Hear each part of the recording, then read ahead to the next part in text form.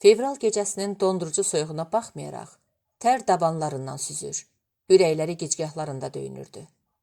Onların dərədə etdikləri manevr itləri azdırmalarına kömək etmişdisə də, həm yolları 1 kilometrdən artıq uzanmış, həm də içinə su dolub sürüşkənləşən çəkmələri addımlarını ağırlaşdırmışdı. Ehtiyat çəkmələrini atdıqlarına təəssüflənsələr də artıq gec idi. Qalxmalı olduqları dik yamac onları taqətdən salırdı. Yalı açdıqdan sonra ilk istirahət verildi. Burada Səlim baş kəşfiyyatçı Zeynalı yanına çağıraraq seçəcəkləri istiqamət və qalan məsafə barədə məsləhətləşdi. Zeynal, bizi ön xəttə çatdıracaq ən qısa və ən təhlükəsiz marşrutu seçməliyik.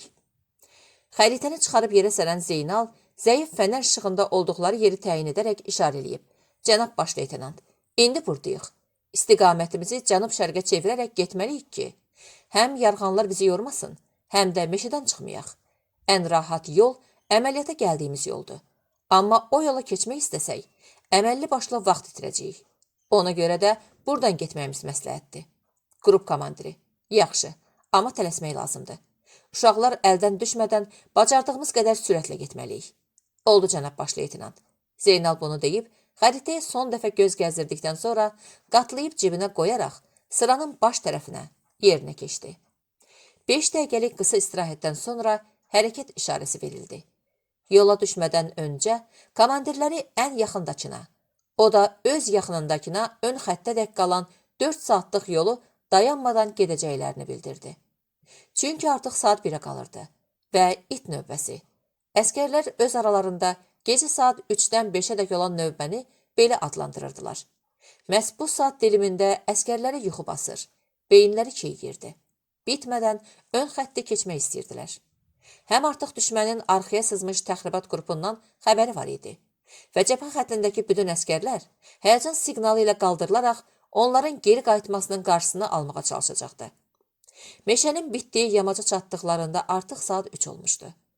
Önlərində ən az 6 kilometr yol və it növbəsinin bitiminə sadəcə 2 saat var idi.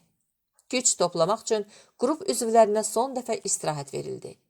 Bu da bayaqçı kimi qısa, sadəcə 5 dəqiqə olacaqdı. İstirahət işarəsi verildiyində ən öndə hərəkət edən baş kəşfiyyatçının arxasınca gələnlər biri sağa, biri sola olmaqla bir addım sıradan çıxaraq üzü aşağı yerə uzandılar. Ən sonuncu üzü arxaya uzanmışdı. İstirahət vaxtı kimsə danışmırdı. Hər kəs qaranlıqda ətrafı dinləyir. Uzaqlardan gələn səsləri analiz etməyə çalışırdı. Səslərin yayılma sürətinə və səs yüksəkliyinə baxılarsa, düşmən hələ xeyli uzaqlarda idi.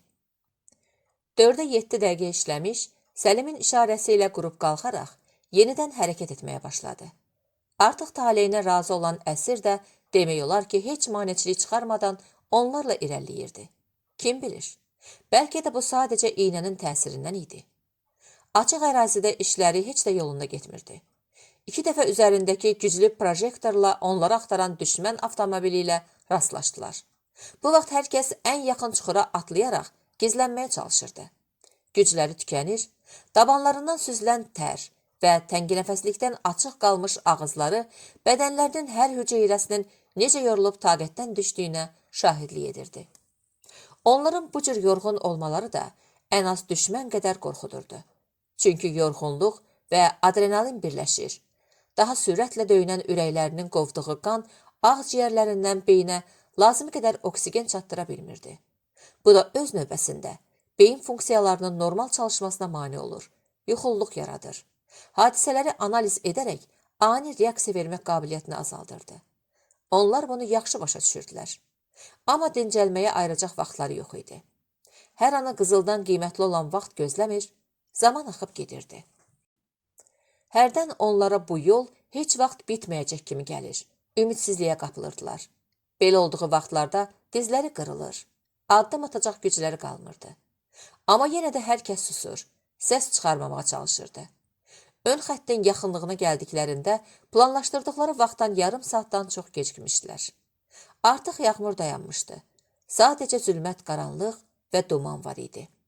Astadan əsən qış küləyi mühafizə dairəsi yaradaraq ətrafı müşahidə edən əskərlərin üz-gözlərini yalayır, islah saçlarını oynadırdı.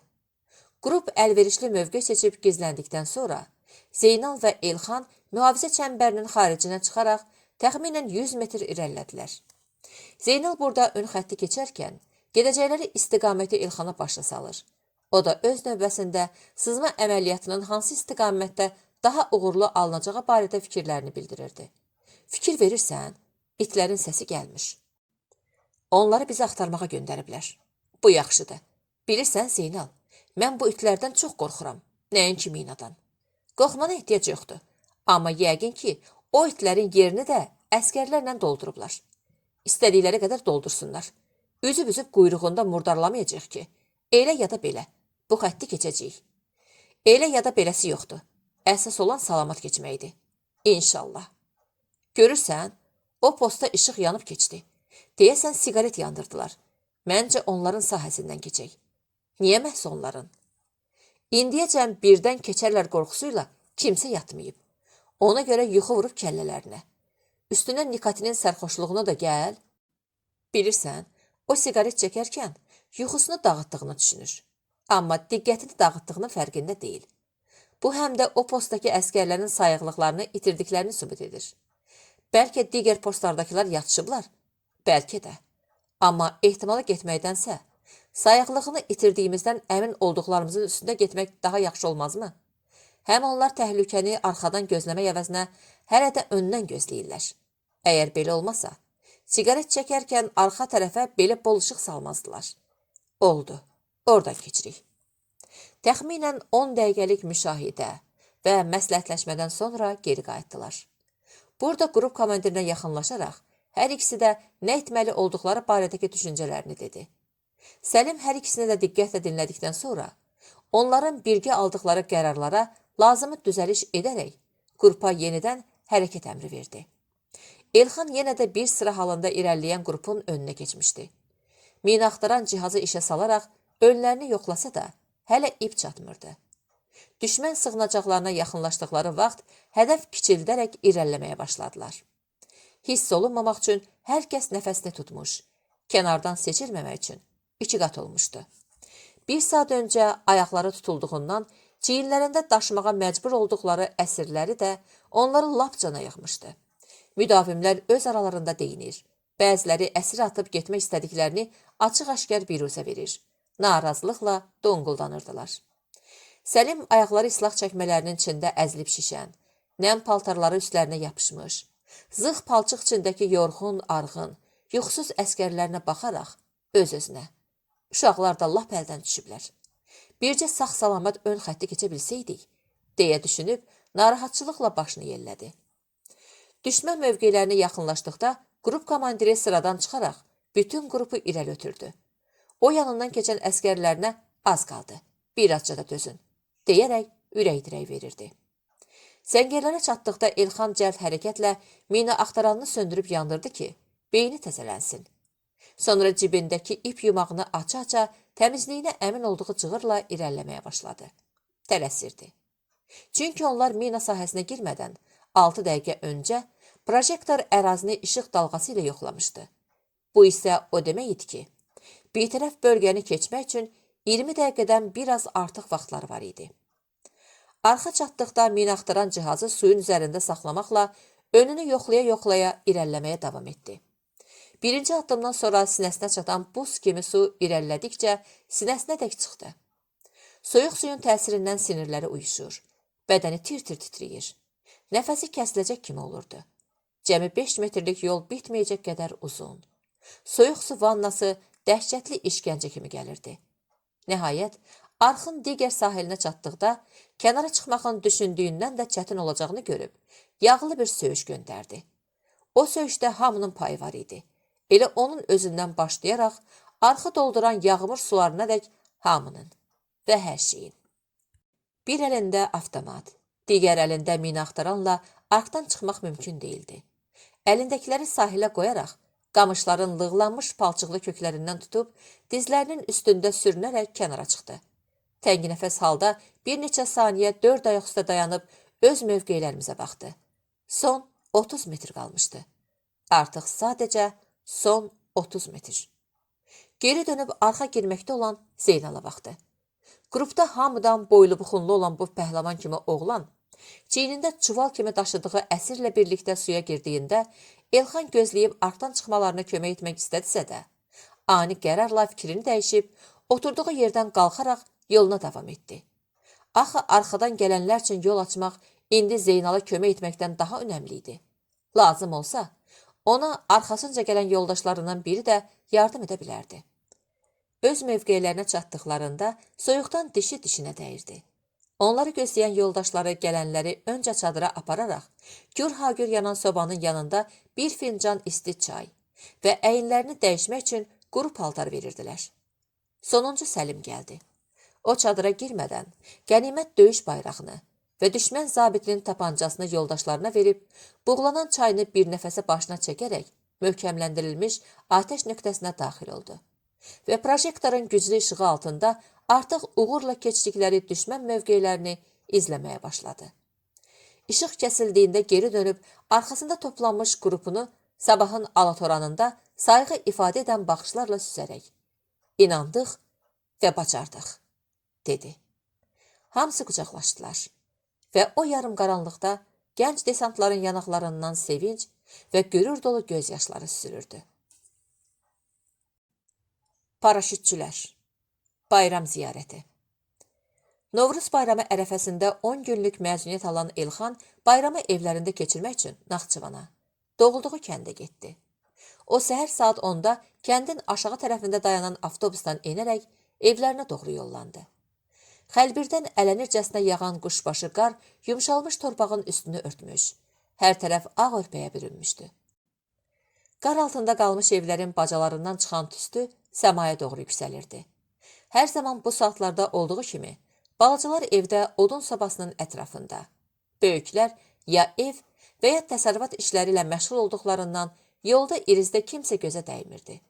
O addımladıqca, ayağının altındakı qar palçıqla qarışır, ayaq izləri yavaş-yavaş əriyən qarın suyu ilə dolurdu. Ağır addımlarla həyətə girib pillələri qalxdı. Eyvanda çəkmələrini soyunaraq, aynəbəndin qapısını açıb evə daxil oldu. Kimsə yoxdu. Çantasını bir kənara qoyub geri qayıtdı. Qapıdan həyətə tərəf boylanaraq, "Ana, İnci, hardasınız?" Bacısının sevinç dolu bağırtısını eşitdi. "Ay Allah, Elxan gəlib." Sonra da həyət tərəfdən qaça-qaça gələrək qardaşının boynuna atlandı. Elxan qucaqlayıb havaya qaldırdığı bacısının yanaqlarından, saçlarından öpüb yerə qoydu. "Maşallah, əməlli başlı böyümüsən", dedi və yenə qucaqladı. "Və elə darıxmışdım ki sənin üçün. Gör nə vaxtdan görmürəm, az qalır 2 il olsun", deyə əlavə etdi. "Mən də səndən yana darıxmışdım, hələ küsmüşdüm də." "Niyə küsmüşdün ki? Əskər gedəndə mənə xəbər eləməmişdin. Mən yuxudan durdum ki, getmisən. Axşamacan ağladım. Anamdan da küsmüşdüm." Elxan bacısının saçlarını oxşayaraq, "Onda sən yatmışdın. Mən də qıymadım oyadam. Dedim arada icazə alsam gələrəm. Onda görərəm səni." Bacısı dodaqlarını büzərək, "Amma gəlmədin. İndi gəldim ki, gözlərinə qurban."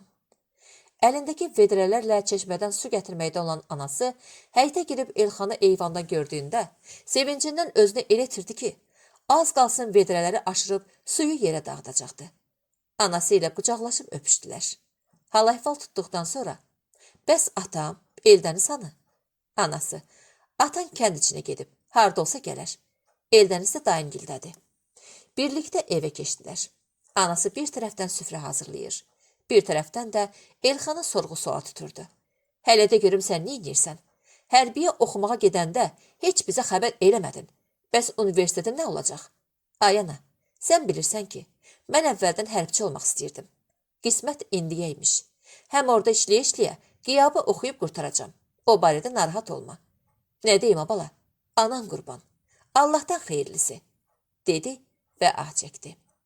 Bacısı oturduğu yerdəcə Elxanın çiyninə söykənərək, "Eli, indi sən nə olacaqsan?" "Desant." "Desant nədir?" Elxan gülərək, "Orduda əskərlər bir neçə cür olur. Döyüş hazırlığına görə onların ən üstünləri desantlardır. O günü mən çeşməyə, su gətirməyə getmişdim. Yolla dağlara tərəf gedən 2 əskər dolu maşınlar gördüm. İndi o əskərlər də desant idi?" "Yox, gözəl", deyə bacısının saçlarını oxşayaraq davam etdi. "Onlar piyadalardı." Axı piyadalar deyildilər, maşındaydılar. Həm maşınlardan qabaq 3 dənə tank kimi geçə maşın da getdi. Bilirəm, onlara piyada ya da quru qoşunları deyirlər.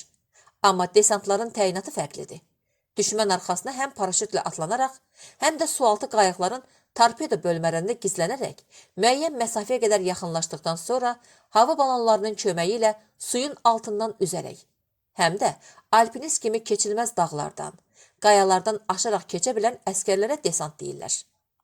Desantlar düşmən arxasına niyə keçirlər ki? Elə müharibə kinolarındakı kimi savaşa geçsinlər də. Elxan bacısının saçlarını oxşayaraq. Hər şey kinolarda kimi olmur ki? Həm desantlar düşmən gözləmədiyi anda onların yollarını, körpülərini partladır. Hərbi hissələrinə baskınlar edib, qarşılıq salır ki, o biri əskərlər rahatça irəliyə bilsinlər. Məktəbdə, riyaziyyat sinifində bir şüar var idi. Yadındadırmı? Hansı şüar? Riyaziyyat bütün elmlərin şahıdır. Hə, yadımdadır, deyərək təəccüblə. Sanki onun bura nə dəxli demək istəyirmiş kimi qardaşının üzünə baxdı. Desant da bütün əskərlərin ən güclüsüdür. İzah edə bildinmi? Hə, başa düşdüm, deyərək qardaşını qucaqlayıb əlavə etdi. Eli, indi sən də Ermənistana gedəcəksən? Onun sual və həyəcan dolu gözlərinə baxan Elxan. Yox ay qız, Ermənistanda nə işin var? Bəs demirdin desantları göndərirlər? Müharibədə göndərirlər. Amma indi müharibə yoxdur ki. Birdən oldu? Qorxma dəli qız. Sənin qardaşını dəyirmanın boğazından ölü salsalar, donuzluqdan diri çıxar. Bunu deyib, anasının önünə qoyduğu çayı yaxına çəkib, içinə qənd atdı. Qarışdıra. Dünən axşamdan yollardayam. Acından ölürəm. İnci. Qorxmuram. Niyə qorxuram ki? Anası İnciyə. Sakit otur. Qardaşını suallarınla yordun. Deyərək acıqlanaraq əlavə etdi. Get dayıngildən Eldənizi çağır. Denən Elxan gəlib. Baş üstə, indi gedib çağıraram, deyə cavab verib, qardaşının yanağından öpdü. Ayağa qalxıb, cəld addımlarla otaqdan çıxdı. Yeməyini yedikdən sonra siqaret çəkmək üçün həyətə çıxanda, bacısı ilə evə dönməkdə olan Eldənizlə qarşılaşdı. Qucaqlaşıb öpüşdükdən sonra biraz danışıb güldülər. Sonra atası da gəldi. Elxanla qucaqlaşıb öpüşən atası Eldənizə. Bala, nə durmusan? Yer o keçilərdən bir babatını gətir kəs. Eldəniz, baş üstə, deyərək, İnci, mənim bıçağımı gətir, deyə səslənib tövləyə tərəf getdi. Az sonra tövlədən çıxarıb kəsdiyi qısır keçini təndirə sərin, çörək pişirmək üçün istifadə olunan bina. Binanın tən ortasında, yerin altında təndir tikilir. Ətrafında əyləşən iməclərin önlərindəki əppək taxtası adlı kiçik masalarda, oxlovla xəmir kündələrini yayaraq hazırladıqları lavaş əppək yapan adlı alət vasitəsilə təndirin divarlarına yapışdırılaraq bişirilir. Önündəki qarmağı asıb soyarkən, bir tərəfdən də zarafatlarından qalmır. Hər kəsi güldürürdü. Burada, evlərində gözlədiyindən də yaxşı qarşılanması, ailəsi, xüsusən də atasının keçmiş günahlarını heç olmaymış kimi unudaraq, nə onun universitetdən qovulması, nə də kimsəyə xəbər etmədən desant məktəbinə oxumağa getməsi barədə söhbət açmaması onu sevindirir, bağışlandığını göstərirdi. Novruz bayramı uşaq vaxtlarında olduğu kimi şən keçdi. İlaxır çərşənbədə qardaşı ilə birlikdə öncədən gedib dərə kənarlarından, əkin sahələrindən Novruz tonqalı üçün topladıqları küləşi yandırıb, üstündən atlandılar.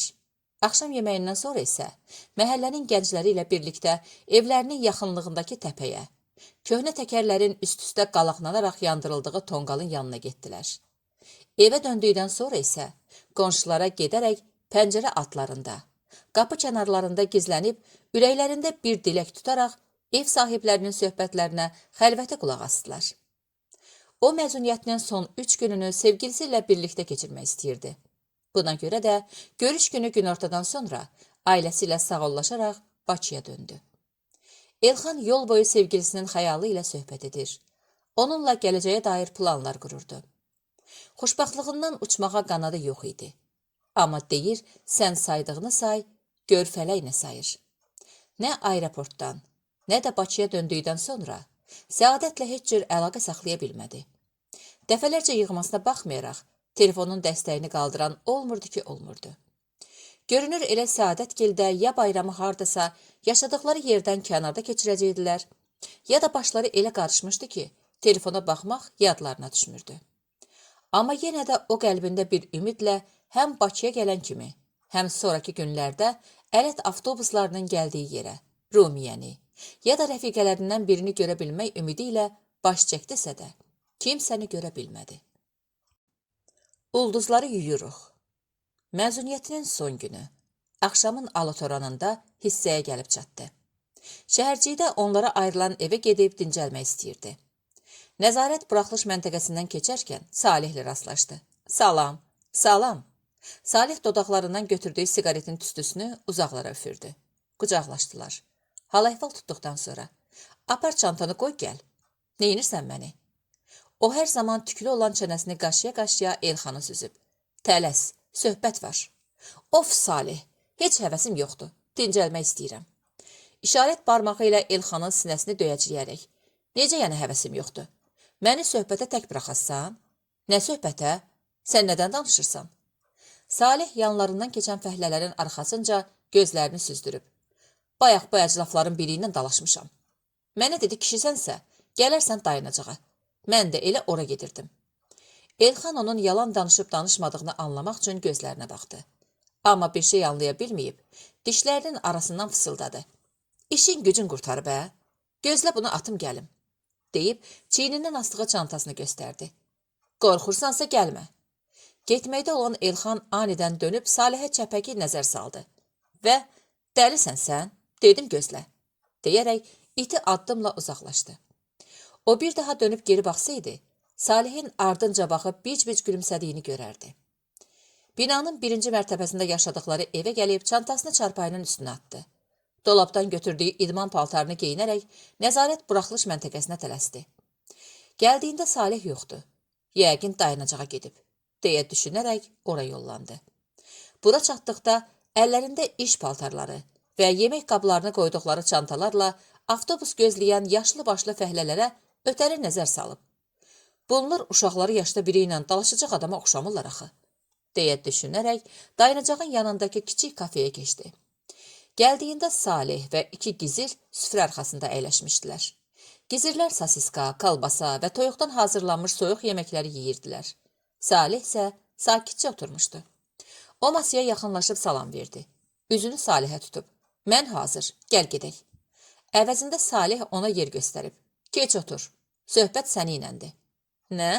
Mənlə? Dolamısan sən? O bunu deyib, sual dolu nəzərlərlə gizirlərə baxdı. İlkin masanın üstündəki 1 litrlik arağı götürüb 2 qədəh və 2 çay bardağını doldurdu. Qədəhləri öz qarşılarına, 200 qramlıq çay bardaqlarını isə Elxanla Salihin qarşısına qoydu və Elxana dönüb, paqonlarınızı yuyacaqsınız. Bura dalaşmağa gəlib paqon yuyacağını eşidəndə çaşıb qalaraq, təəccüblə qarşısında oturan gizirlərin gah birinə, gah da o birinə baxdı. Zülfüqar bardaqların hərəsinə bir cüt ulduz atıb onlara. Ayağa qalxıb bardaqlarınızı bir nəfəsə başınıza çəkin. Ulduzları da dişlərinizlə tutub hərəsini bir çiyninizə qoyun. Əgər edə bilməsəniz, bacarana dək təkrar edəcəksiniz. Müharibənin odalovlu sınağından alnı açıq, üzü ağ çıxmış bu köhnə döyüşçülərin bir sözünü 2 etmək olmazdı. Bardaqlarını götürüb ayağa qalxdılar. Öncə Salih əlindəki bardağı bir dəfə boşaldıb, ulduzları dodaqları ilə götürərək, hərəsini bir çiyninə qoyub, ciyərlərində toplanmış havanı irəli uzatdığı dodaqlardan arasından çölə üfürdü. Biləyini iyiləyib təkrar üfürərkən, sir-sifətini elə turşutmuşdu ki, elə bil ağzına istiyot doldurmuşdular. Elxan ona baxarkən, bacarmayacam, deyə ürəyindən keçirdi. O, araqla dolu bardağı başına çəkərkən, az qala nəfəsi kəsilirdi. Birtəhər sonuncu qurtumları udub, ulduzları ağzına ötürdü. Dişlərinin arasından bütün nəfəsini var gücü ilə üfürüb, dili ilə çölək tələdiyi ulduzları dodaqları ilə tutub, öncə sağ, sonra da sol çininə qoydu. Onun gözücü süfrəyə baxdığını görən Zülfüqar, yemək olmaz, gələn bardaqdan sonra. O çarəsiz biləyini iyiləyərək, arağın verdiyi yanğını keçirməyə çalışırdı. İkinci bardaqları da sağlıq deyib bir nəfəsə başlarına çəkdilər. Ancaq bundan sonra hərəsinə bir dilim pomidor verib, oturmaları üçün yer göstərdilər. Onlar əyləşdikdən sonra İlkinlə Zülfüqar da qədəhlərini paqon yoldaşlarının sağlığına qaldırdılar. 1 litrlik araqdan sonra daha neçə şüşə boşaltdılar, xatırlamırdı. Ertəsi sabah qalxdığında ağrıdan başı çatlayırdı. Dikəlib yerinin içində oturdu. Boynunu sağa sola döndərib şaqqıllatdı. Gicgahlarını ovuşdura-ovuşdura. Of, paqon yüyan olub mənim üçün, deyə donqullandı. Gecə otağa necə gəldiyini soruşmaq üçün digər çarpayıya baxdı. Ancaq Zeynal yatağında yox idi. Yəqin yeməyə gediblər, deyə düşünüb saatına baxdı. Başını bulayıb yummaq üçün vanna otağına keçdi. Göz yaşları ilə islanan siqaret. May ayının əvvəllərində praktiki təlimlər üçün dağ bölgəsinə yollandılar. Burada qurduqları çadırlarda həftələrcə qalacaq. Həm müxtəlif təlimlər keçəcək, həm də bir turist kimi gəzib dolanacaq. İstirahət edəcəkdilər. Bu yaylaqdakı günlər o qədər maraqlı idi ki, vaxtın necə gəlib keçdiyindən xəbərləri olmurdu. Paraşüt kursunun yerüstü təlimləri üçün döndüklərində iyun ayının sonları idi. Dislokasiya rayonuna dönər-dönməz Elxan Rumiyənin verdiyi telefona zəng vurdu. Amma telefon cavab vermirdi. Narahat olmağa başlamışdı. Bəlkə Rumiyə bu dəfə həmişəki evi tuta bilməyib, deyə düşünürdü. Bəlkə o telefonunu səhv vermişdi. Axı yanlış nömrə olsa belə, heç olmasa bir dəfə bir Allah bəndəsi cavab verməli idi. İlk həftə sonu Bakıya gedərək Rumiyənin kirayə qaldığı mənzilə getdi. Amma evdə kimsəni tapa bilmədi. Qonşularının öyrəndiyinə görə bu mənzildə yaşayan qızlar 4 gün öncə bir dəfəlik getmişdilər. Dünyası yıxılmışdı. Nə edəcəyini, Rumusunu harda axtaracağını bilmirdi. Yenə mi bir təsadüfə ümid bağlamalıydı? Axı onunla görüşəcəyindən o qədər əmin idi ki, nə yaşadığı yerdəki ünvanını, nə də çalışdığı məktəbin nömrəsini almaq ağlına gəlməmişdi. Çarəsiz addımlarla pillələri indi. Ala qapıdan çıxıb binadan 5-6 addım aralandı. Lakin ayaqları daha sözünə baxmırdı. Səkinin kənarında əyləşib siqaretini çıxardı. İçindən birini götürüb, əskərlikdə olduğu kimi dili ilə uzunlamasını isladıb damağına qoyaraq yandırdı. Nikotinlə sərxoş olmaq istəyirmiş kimi bitənədək dodaqlarından ayırmadığı siqaretini acgözlüklə sümürür. Yanaqlarından süzülən göz yaşları siqaret tutan əlini isladırdı. Öz üzərində qələbə. 1008T markalı diküçar hərbi hava limanı üzərində dövrə vuraraq yüksəlir. Pərdəlikləri yuxarı qatlanmış, şüşələri açılaraq aşağı endirilmiş dairəvi pəncərələrdən içəri süzülən iyul günəşinin qızmar şəfəqləri, narıncı rəngli oturacaqlarda əyləşən əskərləri al-əlvan rəngə boyayırdı. Onlar 19 nəfər idilər. Atlayış rəhbəri Mayor Məmmədov, təlimatçı Gizir Rüfət, Hərbi Hava Qüvvələrinin Kürdəmirdəki bazasının paraşüt desant xidmətindən gəlmiş 4 əskər, 5-ci qrupdan 3 nəfər, 6-cı qrupun 9 nəfərdən ibarət şəxsi heyəti və desant qoşunlarının tabor komandiri Mayor Ağayev. Mayor Məmmədov qapının yanında sağ çinini dükçarın divarını söykəyərək dayanıb, göbəyinin altında cütlədiyi əllərinin baş barmaqlarını təhlükəsizlik kəmərinə keçirmişdi. Onun belindəki kəmər karabinli trosla pilot kabinənin arxasından sol yandakı pəncərələrin sonuna kimi çəkilən trosa bağlanmışdı. Bu tros nazik olmasına baxmayaraq, nəinki 2 metr boyu və 130 kiloluq çəkisi ilə Mayor Məmmədovu, hətta 1600 kiloqram ağırlığında yükü asanlıqla saxlaya bilərdi. Rüfətlə nədənsə danışıb gülür, arabir salonda əyləşənlərə baxırdılar. Mayor Ağayev qapının kənarında, birinci oturacaqda əyləşmişdi. Arabir dönüb onlara baxır, bağıraraq nəsə deyir. Əl-qol hərəkətləri ilə başı salmağa çalışırdı. Rüfət bir tərəfdən ona cavab verərkən, digər tərəfdən də üzərindəki Po-16 markalı idman paraşütünün ayaq bağlarını çəkişdirirdi. Əskərlər sakitcə yerlərində otura bilmir, gah bir-birləri ilə zarafatlaşır, gah da pəncərələrdən aşağı, getdikcə uzaqlaşan doğma torpağa tamaşa edirdilər. Dikçar hər dövrəsində biraz daha yüksəldikcə, həyatlarında ilk dəfə bu qədər yüksəkdən aşağı atılacaqları an yaxınlaşır, ürəkləri həyəcan və səbirsizliklə döyünürdü. Onların hər birinin kürəyində D1 5U markalı təlim paraşütü, sinə bağının altında, qarınlarının üstündə Z5 markalı yedək paraşüt var idi. Hərbçilər arasında etibarlılığına görə Ruski Verblüt, Rus dəvəsi adlandırılan D1 5U paraşütləri 17 kiloqram ağırlığında və üzlük, qırılan iplər, günbəz, ipliklər və paraşüt çantasından ibarət olurdu. 82 kvadrat metr olan günbəz kətandan hazırlanır. İpək lentlərlə davamlılığını artırmaq üçün kiçik hissələrə bölünmüşdü. Bu hissələrdən hətta 3-ü hansısa səbəbdən cırılsa belə, paraşütçü yerə sağ-salamat gəlib çatırdı. Günbəzin üstündə hava axınının çıxması üçün deşik, arxasında idarə etməni asanlaşdırmaq üçün 3 yarıq, sağ və sol tərəflərdə sükan rolunu oynayan nənəcik adlı 2 qırmızı rəngli plastik başlıqlı qırmızı ip var idi. Nənəciklərin hər hansı birini çəkib saxlayaraq 18 saniyə ərzində 360 dərəcə dönmək mümkün idi. Paraşüt açılarkən, paraşütçüyə fiziki təzyiqi azaltmaq üçün istifadə olunan fərqli uzunluqlardakı 2 ədəd qırılan iplərin hər biri 20 kiloqram ağırlıqda qırıldıqdan sonra günbəz üzlükdən ayrılırdı. Günbəzin baş tərəfindəki deşikləri kəsən üstəgər formalı ipək lentlər, bu iplər vasitəsilə üzlüyə bərkidilərək, paraşüt açılarkən əmələ gələn 150 kiloqramlıq təkandan yarana biləcək zədənin qarşısı alınırdı. Üzlüyün toplam uzunluğu 8 metr idi ki, bunun da 3 metri karabindən, 5 metri isə günbəzi örtən hissədən ibarət idi. Karabinin qarmağı diküçardakı trosa bərkidilir və atlayış vaxtı paraşüt çantasının qapağını açır. Eyni zamanda üzlüyü günbəzin üstündən çəkib çıxarırdı. Günbəz 28 pambıq ip vasitəsilə paraşüt çantası ilə birləşdirilirdi. Paraşüt çantası isə öz növbəsində arxalıq, çiyin bağları, sinə bağı və ayaq bağlarından ibarət idi. Arxalığın üstündə sağ və sol tərəfdə sıra ilə rezin halqalar bərkidilmişdi. Paraşüt yığılarkən iplər qarmağın köməyi ilə həmin rezin halqaların altına keçirilirdi. Günbəz səliqə ilə qatlandıqdan sonra aşağı, sağ, sol və yuxarı qapaqlar qatlanır.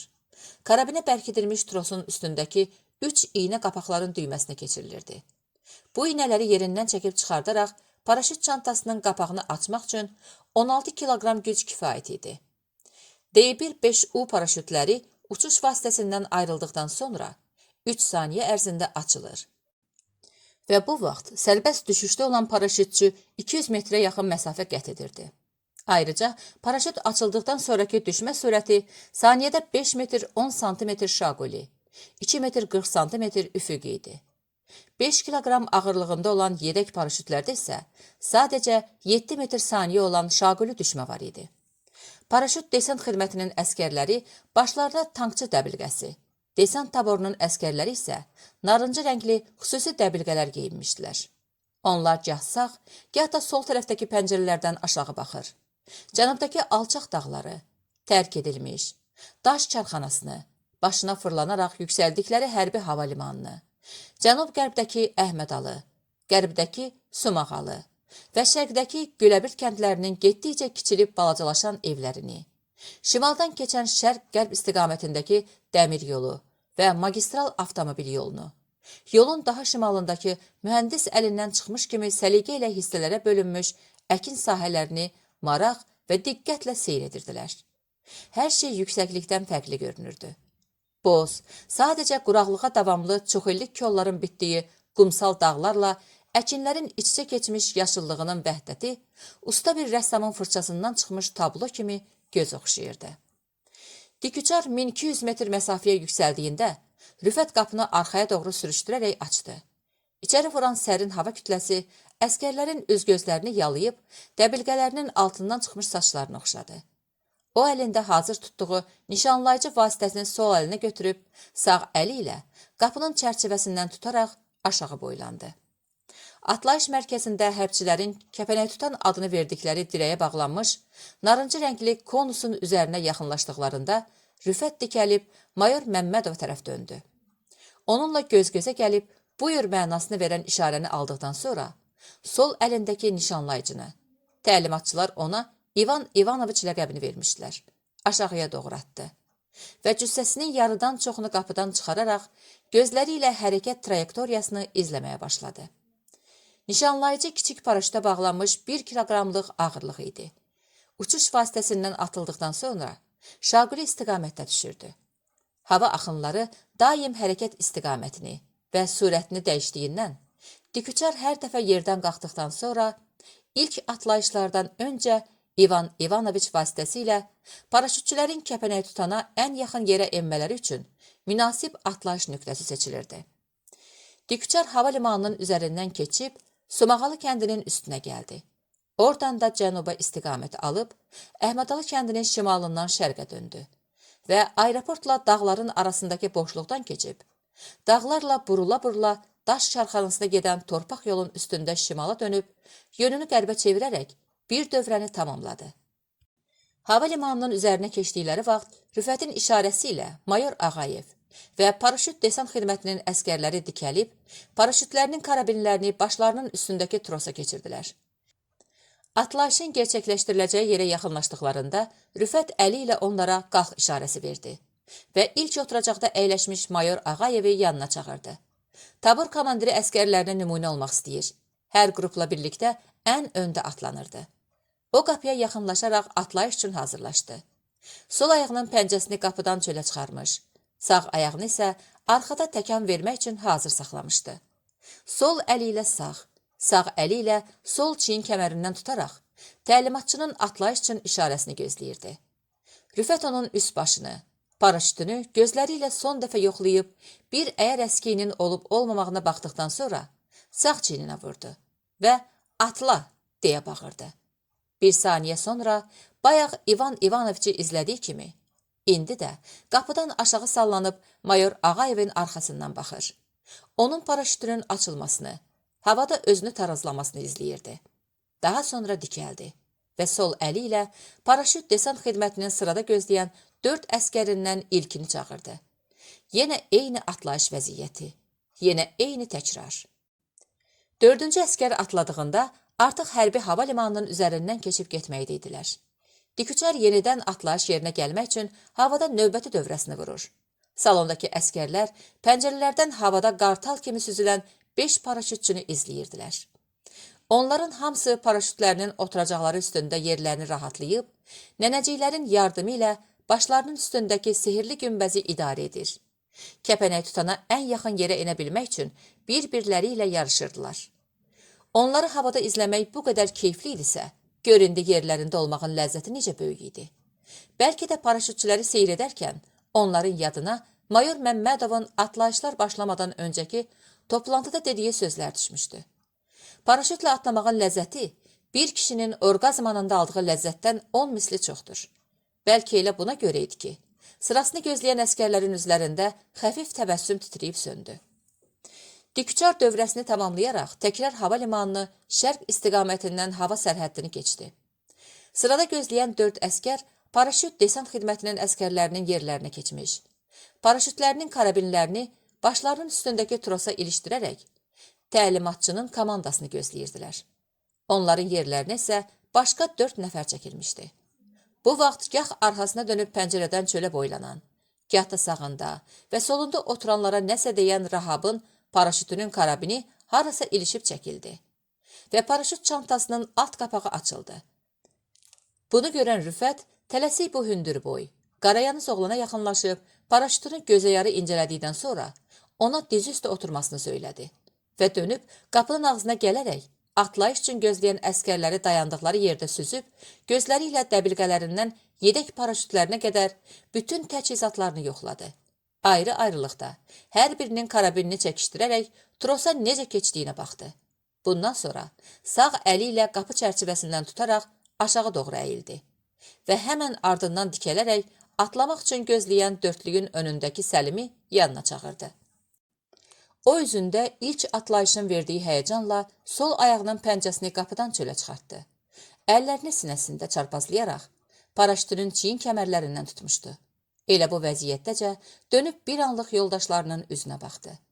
Təlimatçının əlini çiynində hiss etdiyi, qulağında onun atlan deyə bağırdığını duyduğu an yayından çıxmış ox kimi bütün gücü ilə irəli atılaraq bir anda gözdən itdi.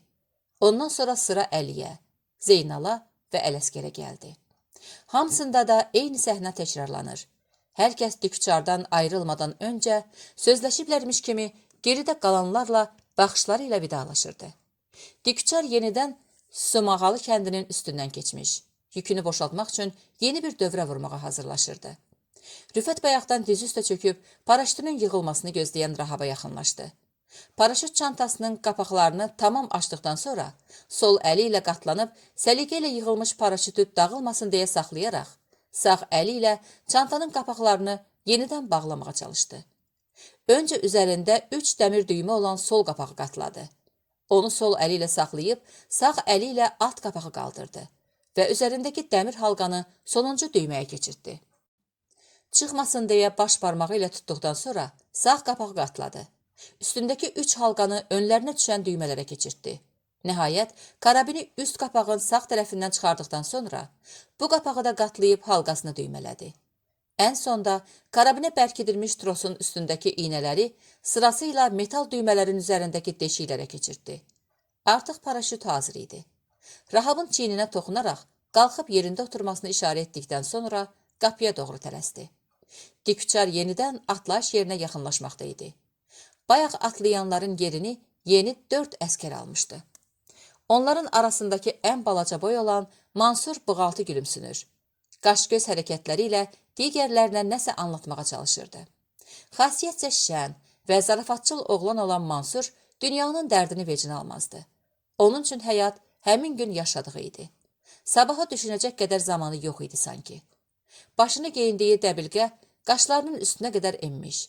Boğazının altında bağladığı kəməri sifətinə qəribə görüntü vermişdi. Eyni ilə günəşin qovurduğu kök üstündəki göbələk papağı kimi gülməli idi. Yoldaşları tükçara minmədən öncə zarafatla ilişir. Mansur, dua et ki, külək əsməsin. Yoxsa paraşüt səni yalın dağdan götürüb aparacaq, deyirdilər. Sonra da Mübarizin Riyazan desant məktəbində oxuduğu illərdə şahidi olduğu bir hadisəni onu xatırladıb. Birdən ağlın olmaz, paraşütün iplərinə toxunarsan. Yeri qazıb səni çıxardan deyilik, deyə zarafatlaşırdılar. Mübariz Riyazanski Desantne Uçiliş adlı hərbi məktəbi bitirən 6 Azərbaycanlıdan biri idi. İndi bura paraşüt kursuna gəldiklərində hələ Riyazan desant məktəbində oxuduğu illərdə qazandığı 26 atlayışlıq təcrübə xeyli işinə yarayırdı. Yüksək səviyyəli hərbi biliyi və istedadı ilə gözə çarpan Mübariz bildiklərini yoldaşları ilə paylaşmaqda qətiyyən xəsislik etmir. Xüsusən paraşütlə bağlı daha öncədən qazandığı təcrübələri həvəslə bölüşürdü. Arada bir xatirələrini də anlatmağı yaddan çıxarmazdı. Anlattığına görə, Riyazandaykən ilk paraşüt kursu aldıqları zaman müdavim yoldaşlarının içində zəif, sısqa biri varmış. Təlimatçılar yerüstü təlimlər zamanı həmişə onunla zarafat edir. Çəkisinin çox yüngül olduğunu, bu səbəbdən paraşütün yerə çox gec gələcəyini, hətta hava küləkli olarsa, küləyin onu götürüb aparacaqlarını deyirlərmiş. İlk atlayış zamanı bu sısqa oğlan uçuş vasitəsindən ayrıldıqdan sonra ona elə gəlir ki, doğrudan da onun paraşütü havadan asılı qalıb.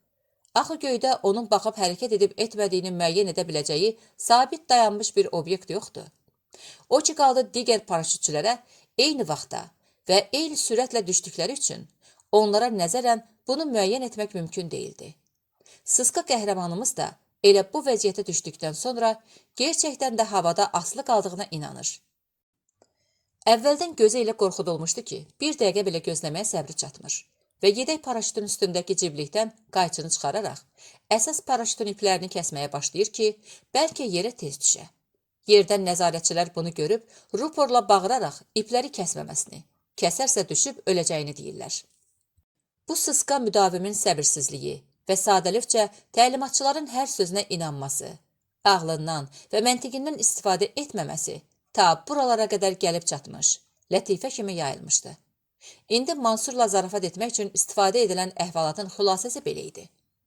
Atlayışlar başlanmadan öncə onun başına qəribə bir hadisə də gəlmişdi. Gecə yuxuda sayıqlayır, anlaşılmaz və boğuq səslər çıxarırdı. Eyni çadırda qaldıqları yoldaşları onu yuxudan oyatdıqlarında tərin içində idi. Durub qatlanan çarpayısında oturmuş, fənər işığı ilə işıqlandırılan yarı qaranlıq çadırdakı yoldaşlarının yuxulu gözləri ilə seyr etdikdən sonra əsnəyərək dərin bir nəfəs alıb, qara basırdı, çox qorxdum, demişdi və əlavə etmişdi. Gördüm ki, paraşütlə atlayırıq. Hamınınki açıldı, amma mənimki açılmadı. İplər bir-birinə dolaşıb. Boynumun arxasında elə düyünlənib ki, nə qədər çəkirəmsə, aça bilmirəm. Məni sürətlə gah sağa, gah sola fırladır. Lənət olası dəbilqə də bir tərəfdən gözümün üstünə düşüb. Onu da yuxarı qaldıra bilmirəm ki, Baxım görüm yerə çatmağıma nə qədər qalıb. Həm də yedək paraşütünün halqasına tapam ki, heç olmasa onu açıb yeri sağ-salamat düşəm. Yoldaşları ağır keçən günün yorğunluğu ilə onu dinləmədən yuxuya getmişdilər. Sabah qalxdıqlarında Mansuru yenicə yuxu tutmuşdu. Ancaq istər-istəməz durmalı oldu. Səhər yeməyindən sonra digər qruplarla bərabər sıralara düzülüb, atlayış təlimlərinin keçiriləcəyi yerə gəldilər. Burada daha öncə gələnlər bir araya toplanaraq, bir-biri ilə zarafatlaşır, kimin necə atlanacağı barədə mübahisə edirdilər. Təlimatçılar, atlayış rəhbəri və paraşüt desant xidmətinin əskərləri də orada idilər. Əskərlər narıncı konusu dirəyə bağlamış və yeri açdıqları nəhəng brezent örtüyün üstünə sərdikləri paraşütləri qatlamaqla məşğul idilər. Bütün qruplar gəldikdən sonra paraşüt qatlama meydançasının yanında 2 sıra düzülən taborun şəxsi heyəti paraşütləri qatlayan əskərlərə tamaşa edir. Mayor Məmmədovla əskər Aslanovun zarafatlarını təbəssümlə izləyirdilər. Saat 9-da tabor komandiri sıranın önünə keçdi. Qərargah rəisinin məruzəsini dinlədikdən sonra Azad komandası verdi. Komandir olduğu taboru qürurla süzdükdən sonra çiyninin üstündən arxasına boylanıb, paraşüt qatlayan əskərləri gözücü nəzərdən keçirdi və başını çevirib yenidən taborunu seyr etməyə başladı.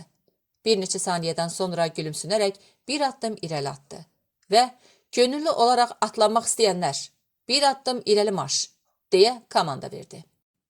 Bütün tabor arxadan güclü bir təkan yemiş kimi irəlilədi. Ağayev taborun bu hərəkətindən məmnunluğunu gizlətmədən dönüb məğrur-məğrur Mayor Məmmədova baxdı. Sonra yaxınlaşmaqda olan pilotlardan, "Diküçar bunların hamısını bir dəfiyə götürə bilər?" deyə soruşdu. O, Mi-8T markalı Diküçarda cəmi 24 oturacağın olduğunu yaxşı bilirdi. Sadəcə, bunu taborundan nə qədər razı olduğunu ifadə etmək üçün söyləmişdi. Hər kəsin bu qədər istəkli, arzulu olması üzərinə qrupların sıra nömrəsinə görə atlanması qərarlaşdırıldı. Kursun bitimindəki toplantıda Mayor Məmmədov da onlara təşəkkür edərək bu kursun həyatında gördüyü ən maraqlı kurs olduğunu bildirəcəkdi. İlk olaraq birinci qrup, sonra isə sırasıyla digər qruplar atlandı. Atlayanlardan hər biri paraşüt qatlama mərkəzinə yaxınlaşıb, öz paraşütünü özü qatlayır. Bu işi xüsusi zövq və həyəcanla görürdülər. Çünki onların yığdığı paraşütlə yeni yoldaşları atlayacaq. Onlar kimi bu doyumsuz təcrübəni dadacaqdılar. Hər atlayışda ən çox 16 nəfərin iştirak etməsinə icazə verilirdi.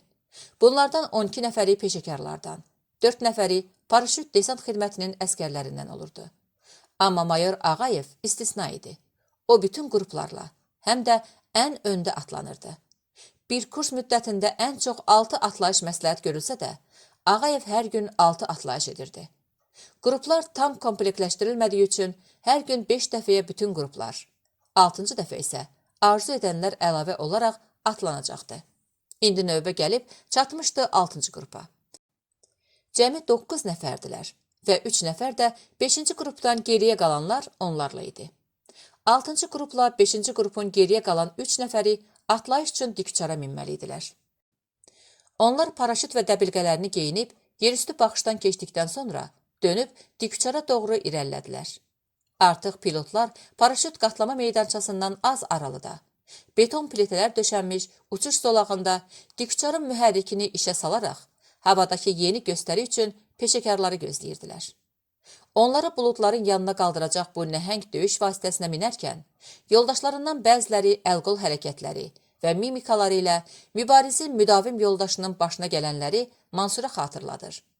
O da qarşılığında borclu qalmır. "Baxın ha, hava küləkli olsa, çıxıb gedəcəm buralardan," deyə cavab verirdi. Bu zarafatlaşmalar Diküçar atlayış üçün nəzərdə tutulan yüksəkliyə qalxaraq, kəpənək tutanın üstünə gəlib çatana dək davam etdi. Lazımi yerə çatdıqlarında Rüfət əli ilə qalxın işarəsi verdi. Elə ki təlimatçıdan bu işarəni aldılar, öncə Mayor Ağayev, ardınca da paraşüt desant xilasetmə xidmətinin 4 əskəri sakitcə ayağa qalxdı. Sanki eyni mərkəzdən əmr alıblarmış kimi 5-inin də öncə gözləri, sonra da əlləri trosdan asılmış narıncı rəngli karabinlərə getdi. Çəkişdirərək yaxşı keçib keçmədiyini yoxladıqdan sonra təlimatçının növbəti işarəsini gözləməyə başladılar. İndi ilk 5-lik və sonraki 4-lük atlanmış.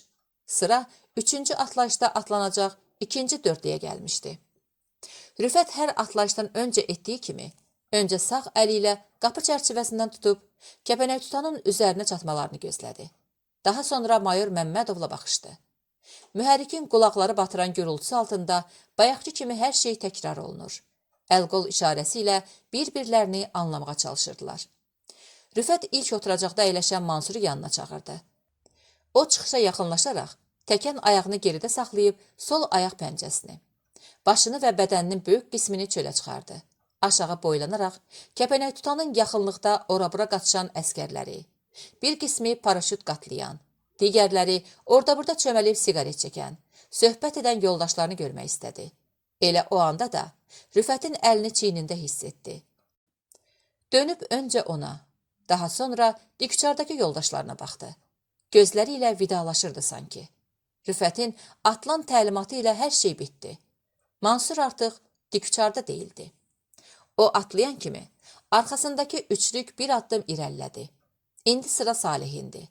Bu hündür boy, şüvərək, enli sifət, yumru və dibdə olan gözləri ilə hər zaman sərxoş görüntüsü verən yevlaqlı oğlanı yoldaşları davranışlarından ötürü çıqan deyə çağırardılar.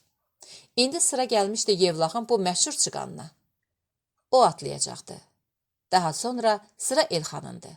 Özündən öncə atlayan yoldaşlarının qapıya yaxınlaşmasına, oradan boşluğa necə yuvarlanmalarına tamaşa edən Elxanın yadına bir karikatura düşdü. O bu karikaturanı hələ orta məktəbdə oxuduğu vaxt Gənclik dərgisində görmüşdü. Orada gözləri bağlı, əlləri arxada bir-birinə bağlanmış bir sıra nimdaş paltarlı adamlar təsvir olunmuşdu. Hər kəs başını önündəkinin kürəyinə söykəmişdi və eləcə irəliləyərək yürüyüş xəttinin sonundakı nəhəng ət çəkənin içinə düşür. Digər tərəfdən kalbasa olaraq çıxırdı. Amma düşmədən öncə bu zavallı və çarəsiz insanlar son bir ümidlə "Za Rodinu, za Stalina, vətən uğrunda, Stalin uğrunda" deyə bağırırdılar. İndi Mansur atlayarkən Salih irəliləyib onun yerini aldığında nədənsə o karikaturanı düşünür. Özləri ilə ət maşınına gedən insanlar arasında bağ qurmağa çalışırdı. Hələ atlayış növbəsi ona çatmamışdı. Amma yenə də başını qaldırıb trosdan asılı duran karabininə baxdı. Yedək paraşütünü çəkişdirərək möhkəm qalıb qalmadığını yoxladı. Dönüb yoldaşlarına baxdı. Gözləri pilot kabinəsi qapısının sağ tərəfindəki narıncı rəngli qara qutularına sataşdı. Onların adı və rənginin fərqliliyinin səbəblərini düşündüyündə pilotun anlatdıqlarını xatırladı. Əvvəllər qara qutunun elə adı kimi özünün də qara rəngdə olduğunu düşünərdi. Amma daha öncəki kurslardan birində ilk dəfə qara qutu görmüş və pilotlardan bu 250 qramlıq çay qutusu böyüklüyündəki narıncı qutuların niyə pilot kabinəsinin arxasına asıldığını soruşmuşdu. Adını, nə də soyadını bilmədiyi hündür boy, enli kürəkli, qarayanız mayor da onu yaxına çağıraraq qara qutulara toxunub baxmasına icazə vermiş. Sonra da bir uçuş vasitəsində 4 ilə 6 arasında qara qutunun olduğunu, bunlardan bəzilərinin pilot kabinəsindəki danışıqları, digərlərinin isə motor və digər mexaniki bölmələrdə baş verə biləcək nasazlıqları avtomatik olaraq qeydə aldığını demişdi.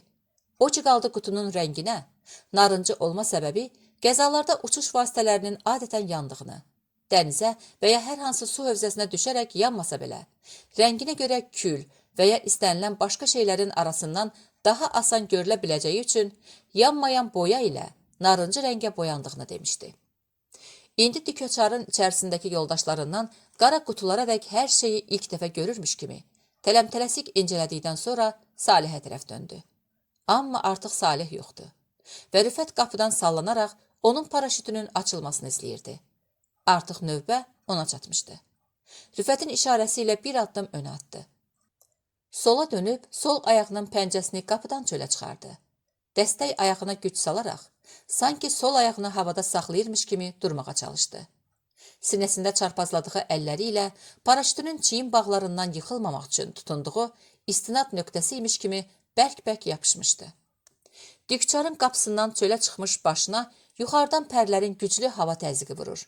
Sürətdən əmələ gələn külək boynunu, boğazını, almacıq sümükləri çıxmış, arıqlamış, günəşin yandırıb qaraltdığı sifətini yalayır, alnına tökülmüş ipək saçlarını oynadırdı. Gözləri aşağıya baxır, amma heç nəyə görmürdü. Diküçardan sol kənarı görünən cənub tərəfdəki və paralelində uçduqları uçuş zolağı, atlama mərkəzinin yaxınlığındakı neft buruğunu xatırladan nəhəng güllə, kiçilib kibrit qutusuna dönən Mercedes markalı kiçik tonnajlı heyət daşıyıcı avtomobillər, qarışqa kimi görünən əskərlər, astadan əsən mehin hava ilə doldurub yellədiyi kəpənək tutan və daha kənardakı anqarlar, hava hücumundan müdafiə qurğuları üçün açılmış nəhəng səngərlər və bu səngərlərin birində qaldıqları 8 çadır. Həmən yan tərəfdəki səngərdə biri tabor komandirinin, digəri səhra silah otağı olmaqla 2 əlavə çadır və digər tərəfdə təsərrüfat takımına aid əşya və yaşayış çadırları. Ural markalı su maşını, səhra mətbəxi və daha nələr gözlərinə ilişib keçdi. Amma bunların hamısı günəşin güzgüyə vuraraq qırılıb dönən şüaları kimi gözlərinə dəyir, beyninə, görmə mərkəzinə çatmadan geri dönürdü. Atlanmadan öncəki dünyaya son baxışı, bəlkə saniyənin 1/10 müddətində olmuşdu. Amma ona elə gəlmişdi ki, artıq illərdir ki, çıxışda durub getmək üçün növbə gözləyir. Əfsərə tərəf dönüb key-key gülümsədi. Elə o anda da sağ çiynində onu işgəncədən qurtaracaq şeyi, Rüfətin əlini hiss etdi. Təlimatçının atlan deyə bağırtısını eşitdiyi an var gücü ilə irəli atlandı. Yüksək sürətlə hərəkət edən diküçardan ayrılıb boşluğa düşdüyündə, başının üzərindəki pərlərin və sürətdən əmələ gələn küləyin yaratdığı burulğanı düşərək özünü itirdi. Qorxudan gözlərini bərk-bərk yumub var gücü ilə "Ana!" deyə bağırdı. O bağırarkən, sanki qaranlıq tunellə sonsuzluğa doğru uçurdu. Amma ana adının qüdrətindən başının üzərində göy gürültüsünə bənzər şaqqıltı eşitdi. Ardından birinin onu tutub yuxarı çəkdiyini hiss etdi. Gözlərini açdığında paraşütün günbəzi altında sağa-sola fırlanırdı. Sevincək oturacağın üstündə yerini rahatlayıb, nənəciklərin yardımı ilə kəpənək tutana doğru yönəldi. Artıq qorxmur. Göylərdə süzən qartal ədası ilə dünyaya yuxarıdan baxırdı. Hərbi xidmətə yollandığı gündən indiyədək qarşılaşdığı bütün çətinliklər, yendiyi bütün qorxular kino lenti kimi gözlərinin önündən axıb gedir. Son il yarımda bir insan, bir əskər olaraq fiziki və psixoloji baxımdan nə qədər inkişaf edib möhkəmləndiyinin fərqinə varırdı. Hərbi xidmətə yollandığı ilk vaxtlar nəinki fiziki baxımdan zəif, mənən yalançı, dələduz, qorxaq biri idi. Hətta psixoloji cəhətdən sıravi əskər olmağa belə hazır deyildi. Yaxşı xatırlayırdı. Əskərliyinin 3-cü günü heç bir səbəb olmadan, sadəcə darıxdığı üçün fərarlıq etməyə qərar vermişdi. O, hərbi hissəni tərk etməyə qərar verdikləri yoldaşları ilə birlikdə xidmət yerini tərk edib qaçsaydı, indi onlar kimi hansısa həbsxanada olacaqdı. Amma keçmiş pis vərdişlərindən qurtulma yolundakı ilk addımı həmən gün atmış. Son anda hissənin hasarlarını bir-bir atlanaraq keçən yoldaşları ilə getməkdən vaz keçərək, "Mən qaçmıram, sizə yaxşı yol," deyib geri qayıtmışdı. Doğrudur, yoldaşlarının üçü də onu qorxaqlıqda, onları yarı yolda qoymaqda ittiham etmiş. Onun əskərliyə dözə bilmədikdən sonra türməni necə çəkəcəksiniz? Sualına gülərək, hərbi and içmədikləri üçün başlarına pis bir şey gəlməyəcəyinə onu inandırmağa çalışmışdılar. Silahlarla bağlı biliklərə yələnməyə başladığı DAQ kursundan ön xəttə çıxdığı ilk patrol növbəsinə, küləyin xışıldatdığı qamışlıqdan səksənməsindən, üç qardaşda yanlışlıqla itə güllə atmasına, nəhayət, desant qoşunlarında xidmət etmək üçün seçilərək Bakıya gətirildikdən sonra, burada ağır fiziki və psixoloji təlimlərdən sorğulamaya, travers təlimlərindən döyüş əməliyyatı səviyyəsindəki tətbiqatlara dək yaşadığı hər şey və hər an ən xırda incəliklərinə dək gözlərinin önündən keçdi. İndi paraşütlə diküçardan ayrıldığı an, sanki xarakterindəki son naqisliklərdən də ayrılmış. Bütün zəiflikləri gərəksiz köynək kimi əynindən soyunub atmışdı. Artıq o, öz üzərində qələbə qazanmışdı. Böyük bir qələbə. Fiziki cəhətdən bərkiyib möhkəmlənmiş, atlet görünüşlü, yaraşıqlı bir oğlan olmuşdu. Daha yalan dolanla, dələduzluqla da işi yox idi. Son qorxusunu da diküçardan ayrıldığı an Allah bilir, cəhənnəmin hansı quyusuna göndərmişdi. Paraşütün oturacağında yələncəkdəki uşaq kimi təkəbbürlə əyləşib, yuxarıdan dünyanı seyr edərkən sevgilisini xatırladı. Öz-özünə. Bakıya qayıdan kimi, nə olursa olsun, Səadətlə əlaqə yaradacaq. Onun vasitəsilə Rumunu tapacam. Lazım olsa, ələtə gedib oranın altını üstünə gətirəcəm. Amma nəyin bahasına olursa olsun, onu tapacam, deyərək gülümsündü.